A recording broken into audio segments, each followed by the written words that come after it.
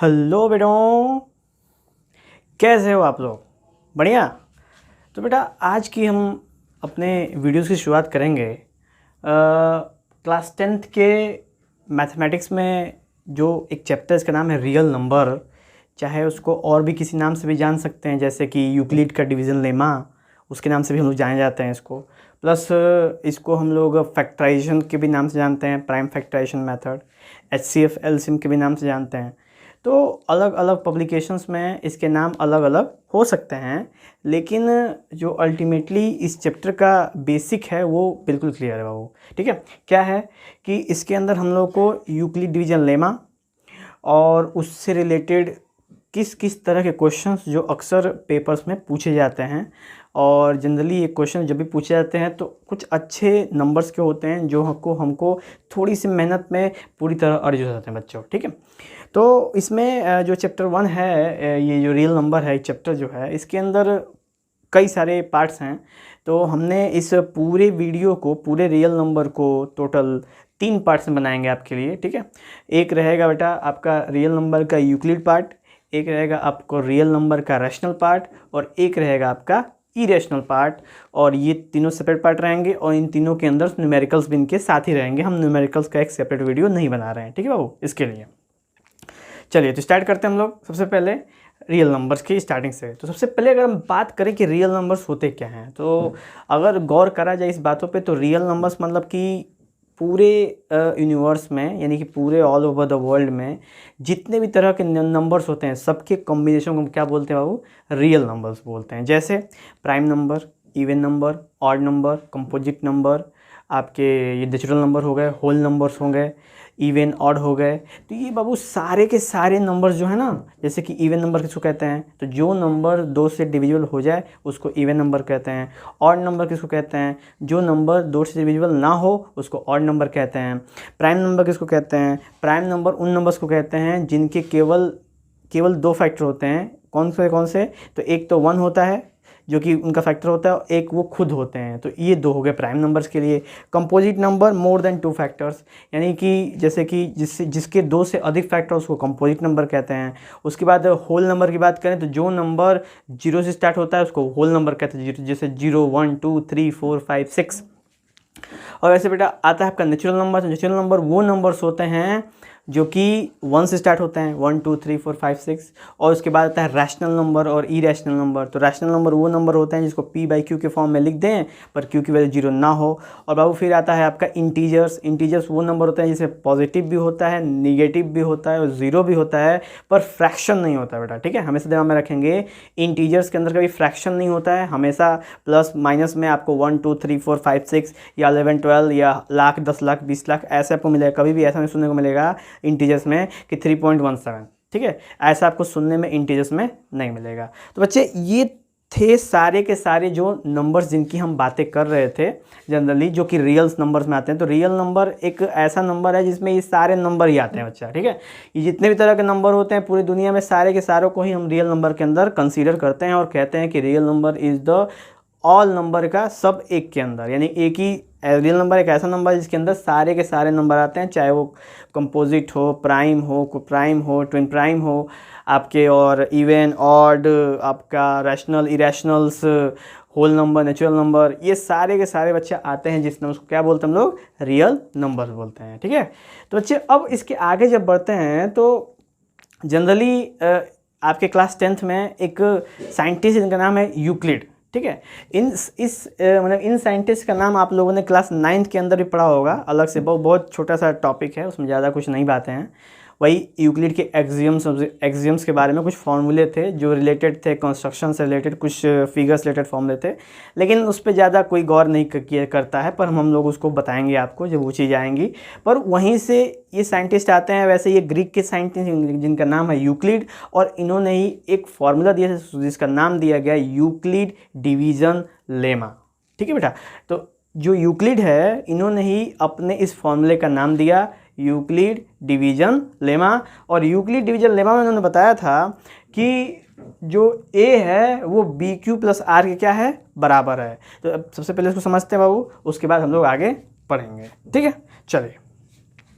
तो Euclid division lemma के अंदर ये कॉन्सेप्ट आता है a is equal to b q plus r, और ये कॉन्सेप्ट है क्या, जनरली आप देखे होंगे कि जब भी कोई डिवीज़न कंडीशन आता है तो ये हो जाता है आपका डिविडेंड,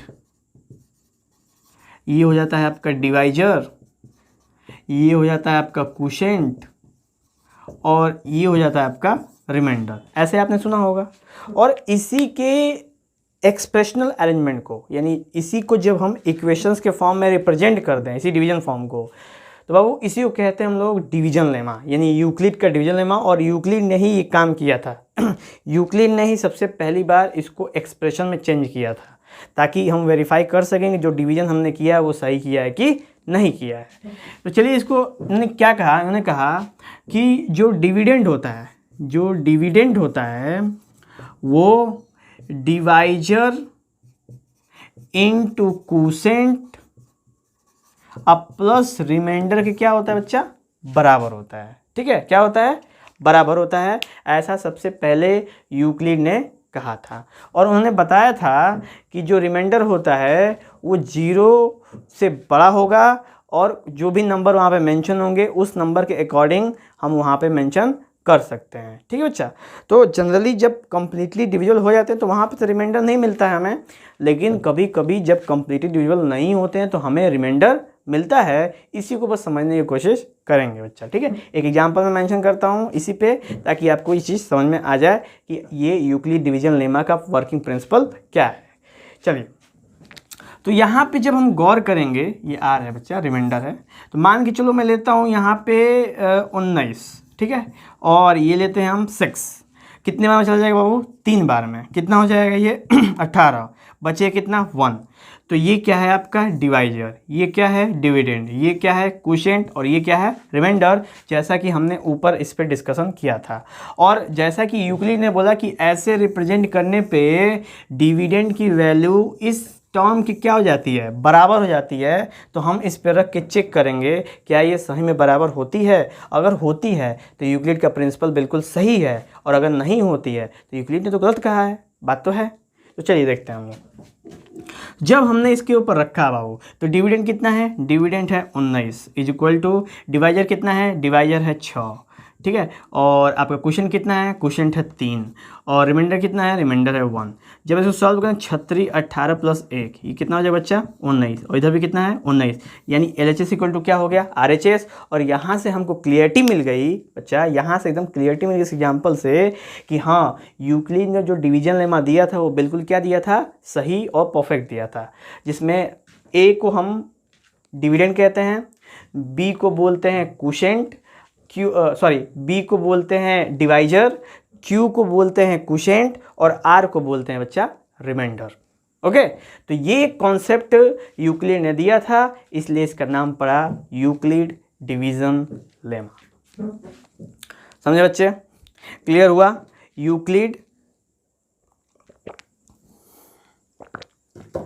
यूक्लिड डिवीजन लेमा क्या है, समझ में आया ये बात आपको। तो Euclid division lemma divisional long term division को एक एक्सप्रेशन के फॉर्म में रिप्रेजेंट किया था यूक्लिड ने, उसी को कहते हैं हम लोग यूक्लिड डिवीजन लेमा, जिसको बाबू हमने यहाँ पे आपके सामने क्या कर दिया, रिप्रेजेंट कर दिया। क्लियर। चलिए आगे बढ़ते हैं हम लोग। आगे बढ़ेंगे जब, तो हमारे सामने यहाँ पे कुछ क्वेश्चंस मैंने मेंशन किए हैं जो यूक्लिड डिवीजन लेमा से कुछ रिलेटेड हैं, कुछ और भी फॉर्मुलेटेड हैं जो हम इसके अंदर मेंशन करेंगे, देखा जाएगा। और फिर आपको ये जो बटे में हमने क्वेश्चन यहाँ पे नोट किए हैं, ये सारे के सारे क्वेश्चंस एग्जामिनेशन पर्पस से बहुत इंपॉर्टेंट हैं। अगर आपने इसको समझ लिया, इसके बेसिक्स को समझ लिया, तो बहुत सारे अच्छे नंबर्स आपके पेपर्स में इस चैप्टर से रिलेटेड आ सकते हैं। ओके, तो बिना समय गवाए हम इस पे स्टार्टिंग करते हैं। चलिए तो बेटा बात करते हैं हम लोग कि इस क्वेश्चन को हम लोग सॉल्व कैसे कर सकते हैं, इसी पे चर्चा करनी है हमको। तो सबसे पहले बेटा देखते हैं हम लोग, लेट ए बी एन एक आर्बिट्ररी पॉजिटिव नंबर, यानी एक हम लेट कर देते हैं कि कोई ए है जो कि आर्बिट्ररी पॉजिटिव इंटीजर है। ओके, और यूक्लिड डिवीज़न लेमा के हम लोग इसका प्रयोग करेंगे, क्योंकि हमने पढ़ाई इसीलिए है यूक्लिड डिवीज़न लेमा।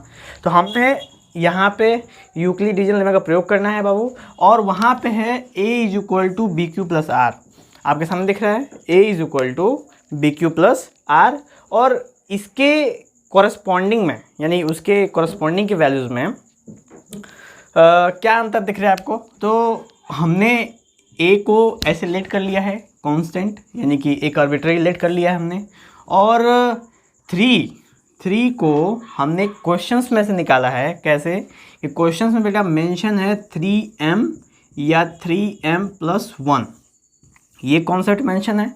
और जब हम इसको कंपेयर करते हैं डिवीजन लेमा से, यानी बी क्यू प्लस आर से कंपेयर करते हैं बाबू, तो यहाँ पे m की वैल्यू q के बराबर हो जाती है और b की वैल्यू 3 के बराबर हो जाती है। ठीक है, तो यहाँ पे हम बात करते हैं कि जहाँ पे m होगा वहाँ पे q मेंशन करेंगे, और जहाँ पे b होगा वहाँ पे 3 मेंशन करेंगे।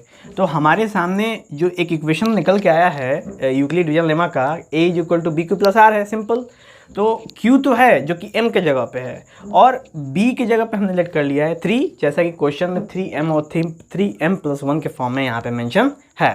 ठीक है, तो उसके बाद बेटा आप देखेंगे कि हम क्या करेंगे, इसको स्क्वायर कर देंगे, यानी स्क्वायरिंग बोथ द साइड्स कर देंगे। ठीक है, तो स्क्वायरिंग बोथ द साइड्स करेंगे जब हम, तो a² = 3q + r का होल स्क्वायर हो जाएगा, और जो रिमाइंडर है वो हमारा 0 से 3 के बीच में आ जाएगा। ठीक है, क्योंकि हमने जो डिवाइजर ले लिया है वो लिया है 3। ठीक है बाबू, इस पर डिपेंडेंसी है थोड़ी सी।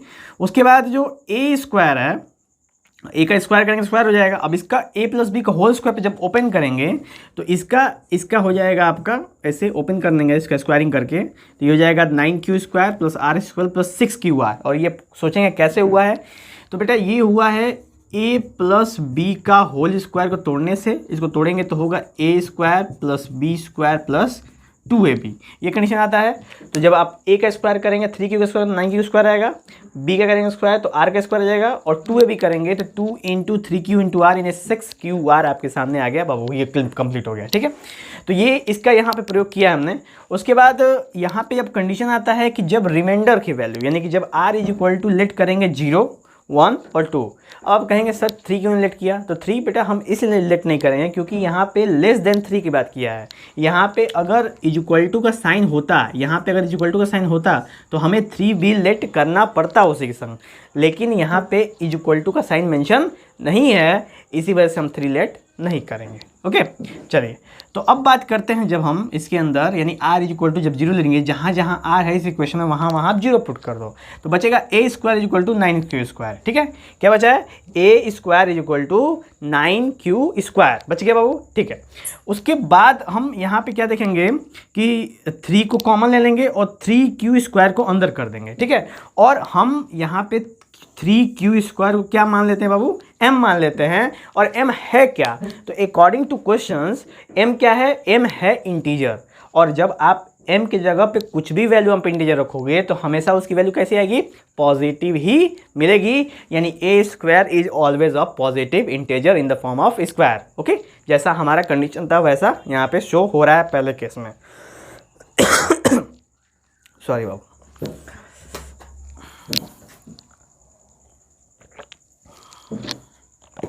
चलिए, तो अभी हम लोग बात कर लेते हैं, उसके बाद सेकेंड केस की बात करते हैं। सेकेंड केस में क्या है, व्हेन r = 1, यानी कि जब रिमाइंडर हमने 1 लेना, 0 ले लिया, 1 ले लिया, अब उस पर 2 लेंगे, तो 1 ले लिया तो जहाँ जहाँ r है वहाँ वहाँ 1 पुट कर देंगे। जब पुट करेंगे उसके बाद इसमें से 3 बाबू, इसमें से क्या कर लेंगे हम, इन दोनों में से 3 कॉमन कर लिया बाहर, और यहाँ पे अंदर पे 3q² + 2q बच गया। ठीक है, और +1, तो हमने 3q² + 2q को मान लिया m, और m क्या है बेटा, m है इंटीजर। बस आप ये कहोगे सर कुछ भी हम कैसे मान सकते हैं, बात आपकी सही है, कुछ भी हम नहीं मान सकते, लेकिन ये चैप्टर ही ऐसा है ना कि आप मान सकते हो, आपको फुल छूट है, आपको फुल का फुल टूस छूट है, बशर्ते आपका जो स्टेटमेंट है वो गड़बड़ नहीं होना चाहिए। अगर आपने बेटा स्टेटमेंट सही लिख दिया, नंबर तो आपके झोली में ऐसे पड़ेंगे एकदम बिना कहे हुए। ठीक है, तो ये जो चैप्टर है बेटा बिल्कुल बोनस चैप्टर है। ठीक है, होता यूँ है कि आपको बस पैटर्न दिमाग में रखना है, पैटर्न प्रिंट करना है स्टेटमेंट का, और उसके अंदर जो वैल्यूज दिया वैल्यूज पुट करो, no any use of brain, you will got +5 +5 +5 more 5 you got. ठीक है, चलिए, तो 3q² + 2q के हमने m मान लिया, तो m मान तो 3m+1 आ गया, और हमारा सेकेंड केस भी हो गया बाबू पूरा। फर्स्ट केस हो गया 3m, सेकेंड भी हो गया, क्या हो गया 3m+1। यानी एक चीज क्लियर है कि हम m की जगह पे कोई पॉजिटिव इंटीजर लेंगे तो उसका स्क्वायर के फॉर्म में हमको पॉजिटिव फॉर्म वापस से मिल जाएगा। हमने सेकेंड स्टेप से भी ये देख लिया। अब हम थर्ड केस में जाएंगे when r is equal to 2 लेंगे। हमने फिर रखा r की जगह 2, जब उसको सॉल्व किया तो अब 3 कॉमन लेके 3q² + 4q + 1 रख दिया और इसको बेटा मान लिया अब m, क्योंकि m तो हम इंटीजर है, हम मान सकते हैं। यहाँ पे आप कुछ भी वैल्यू रखोगे तो हमेशा क्या आएगा, पॉजिटिव ही आएगा, कभी नेगेटिव नहीं आएगा। जब सॉल्व करिएगा तो फिर इसमें भी आ जाएगा बेटा कितना, 3m + 1। यानी आप एक चीज़ गौर करो, 3m आ गया, 3m + 1 आ गया और 3m + 1 आ गया। यही दो बातों को प्रूव करना था हमको इस क्वेश्चन में, और हेंस इट प्रूव कि square of any positive integer is either in the form of 3m और 3m + 1 for any integer m। तो बेटा ये था सिंपल क्वेश्चन, इसको सॉल्व करने का तरीका। थोड़ा सा कॉम्प्लिकेटेड इसलिए है क्योंकि आपको थोड़ी सी दिक्कत हुई समझने में, लेकिन दिक्कत कुछ नहीं है, आपको बस पैटर्न समझना है बेटा, ठीक है। क्योंकि इस चैप्टर के अंदर कई जगह आपको खाली पैटर्न समझना है। पैटर्न समझिए क्वेश्चन हो गया, पैटर्न समझिए क्वेश्चन हो गया बेटा। एकदम निश्चिंत रह के, आप एकदम बेफिक्र होके आपको खाली पैटर्न समझना है, और बाकी अगर समझ में नहीं आया तो हम हैं, ठीक है, एवर रेडी आपके साथ हैं। तो आप हमको तुरंत कमेंट करेंगे और बताएंगे कहाँ प्रॉब्लम है। हम जरूर एकदम अपनी 100% एफिशिएंसी के साथ आपकी मदद करने के लिए तैयार रहेंगे बाबू, ठीक है। चलिए, तो ऐसे करके हमारा जो क्वेश्चन नंबर पहला का जो क्वेश्चन है यूक्लिड डिवीजन लेमा के बेसिस पे हमने इसको सॉल्व कर दिया। अब हम बढ़ते हैं बेटा आगे दूसरे की तरफ। तो कैमरामैन आप उधर की तरफ शो कीजिए कि वो क्वेश्चन क्या है। यहाँ कैमरामैन मैं ही हूँ तो मुझे ही जाके उसे जूम करना पड़ेगा। तो मैंने किया, आपने यहाँ पे देखा। तो बेटा मैं अगला क्वेश्चन, ये क्वेश्चन अभी हमने इसको सॉल्व किया, आपने देखा बेटा। अब अगला क्वेश्चन पे आता है जिसका नाम है सो दैट 6 का power n, n belongs to capital N can never be end with 0। यानी अगर आपसे क्वेश्चन पूछे कि कोई भी ऐसा शो करो कि 6 का पावर n कोई नंबर है और जो कैपिटल उसके पावर पे n है वो है नेचुरल नंबर, ठीक है, और वो कभी भी 0 से एंड नहीं हो सकता, मतलब कि कभी भी आखिरी में उसके 0 नहीं आ सकता, ठीक है। यानी जब भी हम n की जगह पे कुछ भी नेचुरल नंबर रखेंगे, कितना भी रख देंगे, लाख करोड़ अरबों खरबों, लेकिन कभी भी टोटल वैल्यूज़ कभी भी 0 नहीं आ सकती। ये चीज़ें आपको प्रूव करनी है। तो स्टार्ट करते हैं बेटे। हम लोग देखेंगे सबसे पहले कि इफ़ 6 का पावर n एंड्स विद 0, अगर हमको 6 का पावर n को 0 से एंड कराना है तो इसका मतलब हमें जो इसका फैक्टर होना चाहिए बेटा, जो इसका फैक्टर होना चाहिए वो होना चाहिए 5, ठीक है। अगर 5 होगा तो इसका आप अगर पावर n करेंगे, उस पर नेचुरल नंबर रखेंगे, तो कभी ना कभी ऐसा केस आ जाएगा कि वहाँ पे आपको क्या कहते हैं, नेचुरल नंबर, उसकी वजह से आपको क्या होगा कि 0 आने की संभावना है। लेकिन जब कंडीशन क्या होती है कि 6 का पावर n में जो प्राइम फैक्टर्स हैं वो है केवल 2 और 3 हमारे सामने एक प्राइम फैक्टर्स है, आपके सामने देख सकते हैं। तो according to fundamental theorem of arithmetic, जो फंडामेंटल थ्योरम ऑफ अर्थमेटिक है, कहता क्या है, तो कहता है कि prime factorization of each number is unique. यानी जब हम किसी भी नंबर का जब प्राइम फैक्टराइजेशन करते हैं, यानी एलसीएम एचसीएफ का वैल्यूज इवेल्युएट करते हैं, वो हमेशा यूनिक होता है। यानी हर एक नंबर का एक अपना खुद का प्राइम फैक्टराइजेशन वैल्यू होती है, जो दूसरे नंबर से मिक्स नहीं होती है, दूसरे नंबर से मिलती नहीं है, ठीक है। तो इस वजह से कभी भी according to fundamental theorem of arithmetic, इसके वजह से कभी भी 6 का power n never end with 0, कभी भी उसके आखिरी में जब भी उसको वैल्यू को इवेल्युएट करेंगे कभी भी 0 के बराबर ये नहीं आ सकती। आप कुछ भी यहाँ पे रख के देख लो, n की जगह 1 रखो 6 आएगा, 2 रखो 36 आएगा, 3 रखो ऐसे 4, 5, 10, 100 जितना भी रख लो बाबू, हमेशा 6 के मल्टीपल में होगा, और 6 के मल्टीप्लाई में कभी भी यूनिक डिजिट पे 0 नहीं आता है। ओके, तो बेटा ये हो गया हमारा 100। तो देखने में तो ज़्यादा इसमें कुछ है नहीं बेटा, बस स्टेटमेंट है, लेकिन यही स्टेटमेंट आपको बहुत अच्छे नंबर दिला सकती है। अगर आप मौके पे सही जगह पे सही स्टेटमेंट अगर आप प्रेजेंट कर पाए तो नंबर लेने से आपको कोई भी रोक नहीं सकता, ठीक है। चलिए, तो अब बात करते हैं बेटा हम लोग नेक्स्ट क्वेश्चन, जिसका नाम है find HCF and LCM of 612 and 1314 using prime factorization method. तो इस मेथड से हमको निकालना है, तो अभी निकाल देते हैं बच्चे आपके सामने। देखिए, ध्यान दीजिए, इस पे आसान है। तो बेटा देखेंगे find HCF and LCM of 612 and 1314। इस 612 और 1314 का आपको क्या निकालना है, HCF निकालना है और LCM निकालना है प्राइम फैक्टराइजेशन मेथड से। निकालिए। तो सबसे पहले हम इसका प्राइम फैक्टराइजेशन मेथड करेंगे, यानी कि एलसीएम निकालेंगे सिंगल सिंगल। तो निकालिए बाबू, 2 3 जा 6, 306 हो जाएगा, ये 2 15 और 3 153 हो जाएगा। ये हो जाएगा 3 5 15, 3 1 3 हो जाएगा बाबू, और ये हो जाएगा आपका 17 3 51, यानी फिर से हम 3 से इसको कर सकते हैं तो ये 17वां में चल जाएगा, और 17 से ये करके बेटा फिर से 1 हो जाएगा। यानी हमारे सामने 612 का 2 × 2 × 3 × 3 × 17 का हमारा एक प्राइम फैक्टराइजेशन एक्सप्लेनेशन हमने कंप्लीट कर दिया। ऐसे ही आप 13 14 कर सकते हैं, 2 6 12, 2 5 10, 2 7 14। अब यहाँ पे किससे कट सकता है, 3 6, ये आपका हो जाएगा 3 1 3, 3 से कटेगा तो 3 दूना 6, 3 1 3 और 3 9 27 हो जाएगा बेटा। फिर ये किससे कटेगा, 3 से कट सकता है, 3 7 21, तितली के 9, और फिर किससे कटेगा बेटा, तो फिर ये किसी से नहीं कटेगा, ठीक है।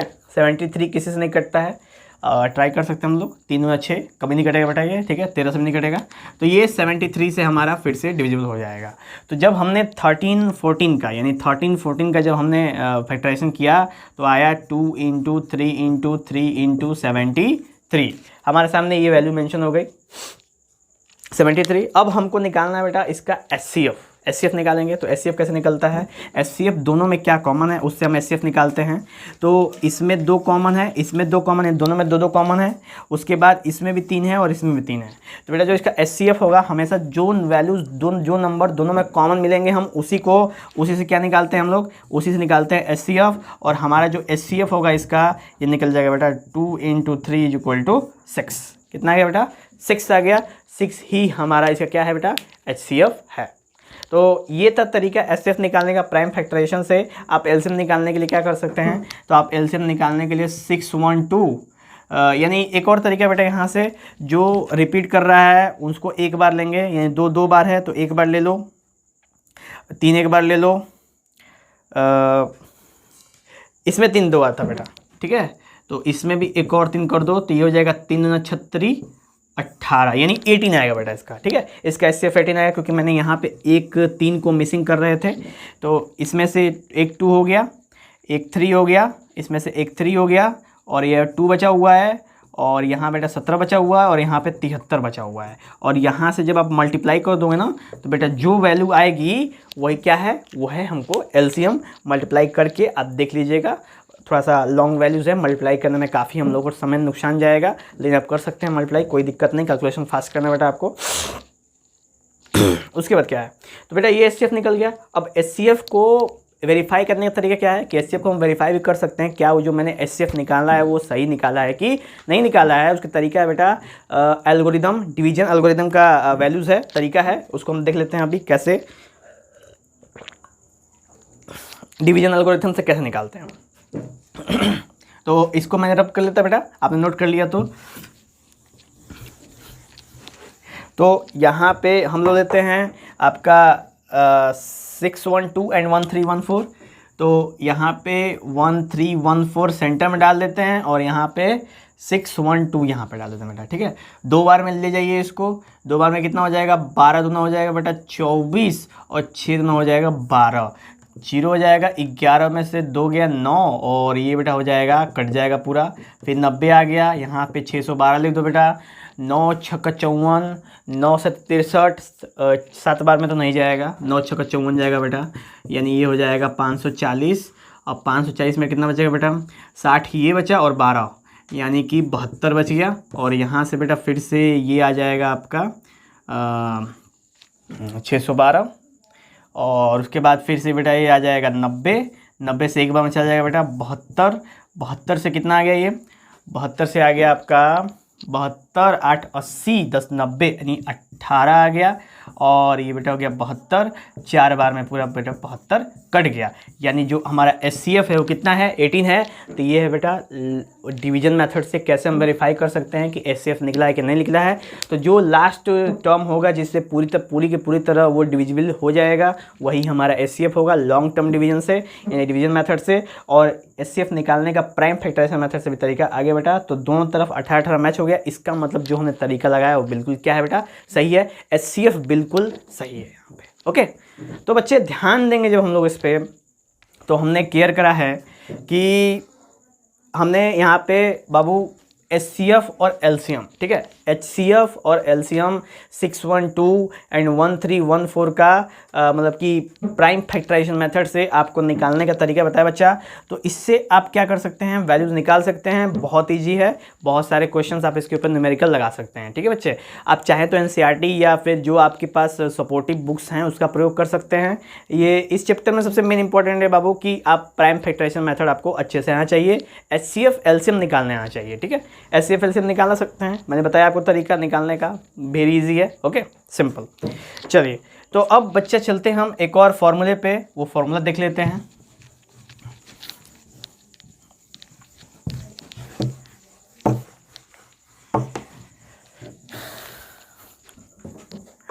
तो देखते बच्चा, हमारे सामने एक फॉर्मूला है A into b is equal to HCF into LCM। ठीक है, ये हमारे पास फॉर्मूला है। तो ये क्या है, तो अगर हमारे पास दो नंबर है, लेट कर लो A इज इक्वल टू 15 और B इज इक्वल टू 16, हमारे पास दो नंबर है, तो उनके HCF इंटू उनके प्रोडक्ट, HCF और LCM का प्रोडक्ट उनके नंबर के प्रोडक्ट के क्या होगा बेटा, बराबर होगा। ठीक है, तो ये था सिंपल कंडीशन। ट्राई करते हैं हम लोग, एप्लीकेबल करते हैं इसको। A और B कितना है, 15 इंटू 16। अब HCF निकालेंगे हम लोग। HCF निकालिए 15 और 16 का, 15 और 16 का HCF निकालेंगे बेटा। तो 15 का हो जाएगा 5 3 15 और 16 का हो जाएगा बेटा आपका 8 दूना 16, और यानी कि इसमें HCF तो कुछ नहीं बेटा, HCF है ही नहीं। LCM कितना हो जाएगा, 15 और 16 का, तो ये हो जाएगा बेटा 15 और 16 का जो भी LCF निकालेगा, जो भी LCM निकालेंगे हम, कितना आएगा देख लेते हैं, वैसे ट्राई कर लेते हैं। 15 16 2 15 8 2 15 4 2 15 2 2 1 फिर 3 15 5 फिर 5 1, यानी 2 दूनी के 4 दूना 8 दूना 16 3 48 48 5 240, यानी बाबू आ गया हमारे पास 240 आ गया। ठीक है, HCF की वैल्यू 1 इंटू LCM आ गया 240, तो यानी टोटल हमारे पास वैल्यू आ गई बाबू 240, और जब इसको मल्टीप्लाई करेंगे तो आया कितनी वैल्यू हमको, 240, यानी 240 इक्वल टू 240। यानी ये क्लियर हुआ बच्चा कि जो प्रोडक्ट ऑफ टू नंबर होगा वो उनके HCF और LCM के मल्टीप्लाई के हमेशा बराबर होगा। तो ऐसे करके बाबू आप बिना मेहनत ज़्यादा किए हुए आप इसकी HCF और LCM की वैल्यू अपने आप पता कर सकते हैं। तो इससे पहले हमने इसका प्रयोग किया था, अभी ट्राई कर लेते हैं। ट्राई करके हम लोग चेक कर लेते हैं कि इस वाले केस में हमारा LCM या HCF आ रहा है नहीं। तो सबसे पहले हमने HCF निकाल लिया था बेटा, इसका 18 आया था HCF, और इसमें A और B वैल्यू दी हुई है। हम लोग ट्राई कर लेते हैं, आप ट्राई करके बताना, ठीक है, आंसर से मैच कर रहा है कि नहीं कर रहा है। तो देखते हैं हम बच्चे, तो यहाँ पे A इंटू बी यानी 612 into 1314 is equal to HCF कितना आया था बच्चा, 18 गुणे LCM हो गया। तो 612 इंटू 1314 अपॉन बाबू हो जाएगा 18 इज इक्वल टू LCM, यानी जब आप इसको क्लियरिफाई कर देंगे बाबू तो ये हो जाएगा आपका एकदम खट से आ जाएगा। तो हम इसको कर देते हैं, तो ये हो जाएगा आपका 3 अच्छ का 18 और 3 दूना 6 और आपका हो जाएगा 3 चौका 12, दो बार में हो गया। उसके बाद 36 18 और 6 चौका 24, यानी कि हमारे पास LCM की वैल्यू आ गई 1314 इंटू 34, और लॉन्ग टर्म मल्टीप्लाई कर दूँ मैं 1314 इंटू 34, तो चच्चों को 16 6 4 एकम 4 1 5 और 4 3 12 2 और 4 एकम 4 1 5, ये बहू 4 3 12 2 कैरे 4 तितली के 9 और 3 एकम 3 6 5 2 7 4 2 6 9 5 14 3 1 4, यानी 44670 बेटा, ये है हमारा LCM की वैल्यू। यानी 612 और 1314 का जब आप मल्टीप्लाई करोगे तो 44670 आना चाहिए। ये LCM कुछ ज़्यादा ही हो गया ना, नहीं कुछ ज़्यादा नहीं हुआ, ठीक ही है।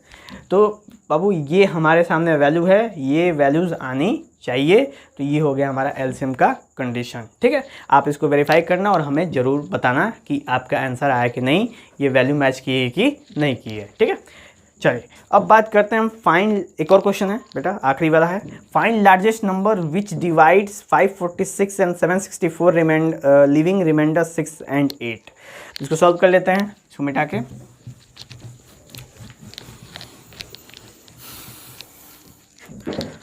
तो कंडीशन है बाबू कि फाइंड लार्जेस्ट नंबर विच डिवाइड, यानी कि आपके सामने एक नंबर है 546 और एक और नंबर है 764 और हमें लार्जेस्ट नंबर निकालना है। तो लार्जेस्ट नंबर हमेशा बाबू क्या होता है, HCF होता है, यानी हमको HCF निकालना है।